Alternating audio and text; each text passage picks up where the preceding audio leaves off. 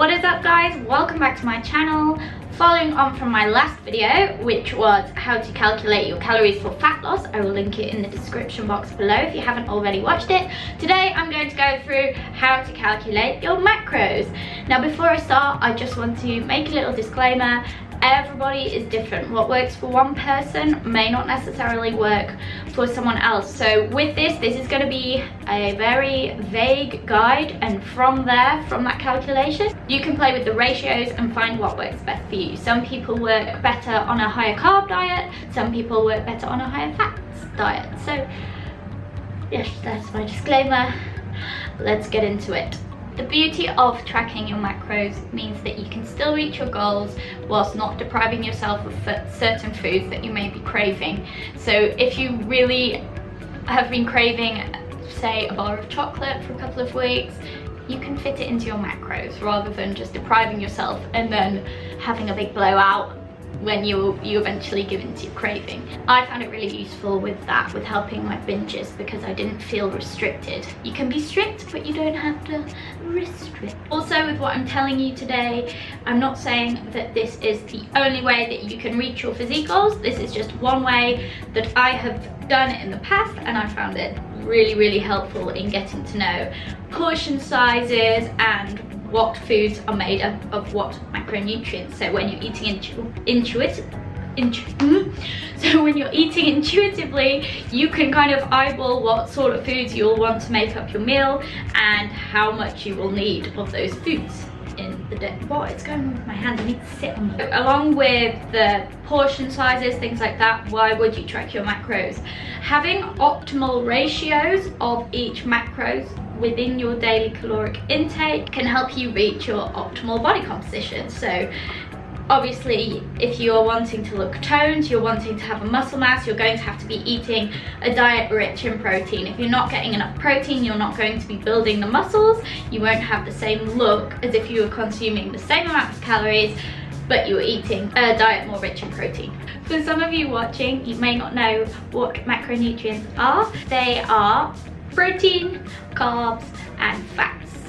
And any foods that you consume are made up of either one or a combination of the macronutrients. For example, chicken is mainly protein, avocado is mainly fats, potatoes are mainly carbs. A few things that we need to know before we get started with calculating our macros is how many calories per gram each macronutrients hold. Protein and carbs have 4 calories per gram. Fat, on the other hand, has 9 calories per gram. So keep that in mind. I will try to keep reminding you that. In order to calculate your macros, you will need your calories. So whether you're cutting, maintaining, or trying to bulk, you will have calculated your calories.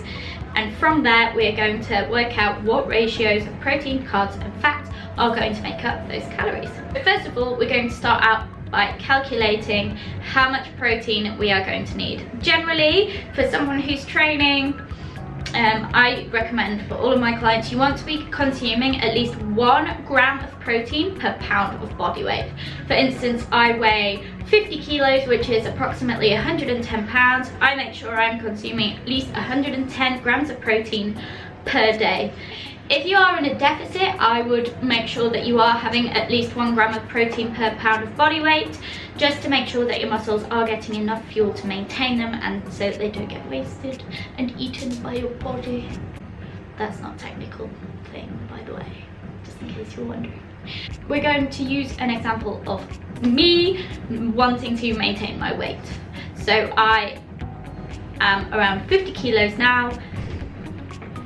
My maintenance calories are 2,000 calories. So we're going to be calculating my macros today as an example. I am a 50 kilo female, which is 110 pounds. So therefore, I'm going to be eating 110 grams of protein per day. From there, we're going to calculate how many calories 110 grams of protein is. So it's a very simple maths equation. How many calories are in 1 gram of protein? 4. So it's 110, which is my body weight in pounds, times 4 is 440. So 110 grams of protein equates to 440 calories out of my maintenance calories of 2,000. From there, we're going to calculate our fats. Protein and fats are essential in the diet. Carbs aren't so much, and therefore they get tweaked a little bit more. So with fats, depending on you want to be consuming between 0.35 and 0.45 grams per pound of body weight. So hard to say out loud, I'm used to just writing it down on the paper. I'm going to calculate my body weight times 0.35 because personally I do better on a higher carb diet. So 110 times 0.35 is 38.5 grams of fat. 38.5 grams of fat. I'm just going to round that up to 39. That 0.5 isn't going to make a difference at all. From that, we're going to work out how many calories the 39 grams of fat is going to equate to. So we're going to times 39 times 9. I'm going to make a calculator here. 39 times 9 equals 351 calories. So 351 plus the calories from the protein, which is 440, equals to 791 calories from our 2000 calories. So from there, in order to work out our carbs, we're going to work backwards. We are going to take 791 away from 2000. Is 1,209 calories is what we have left over to spend on carbs, if you will. There are 4 calories in 1 gram of carbohydrates, so we can now divide the 1,209 by 4, which will give us the amount of carbs that we will need. That is a lot of carbs. We have 302 grams of carbs. As you can see there, I've gone for the higher carb option with the lower fat. That will give me my base macros as a starting point. So I'm on 110 grams of protein, 39 grams of fat, and 302 grams of carbohydrates. Now what I will probably do is tweak that for me, because I know that I like to eat a little bit more fat in my diet and less carbs, because trying to eat that amount of carbs is very hard. So that is the basics of calculating your macros. To summarize it all, oh my god, my hands are driving me insane. So to summarize it all, you will need to have your calories for your goal calculated before this, and you will need to know your body weight in pounds. From there, you start by calculating your protein. So it's 1 gram of protein per pound of body weight.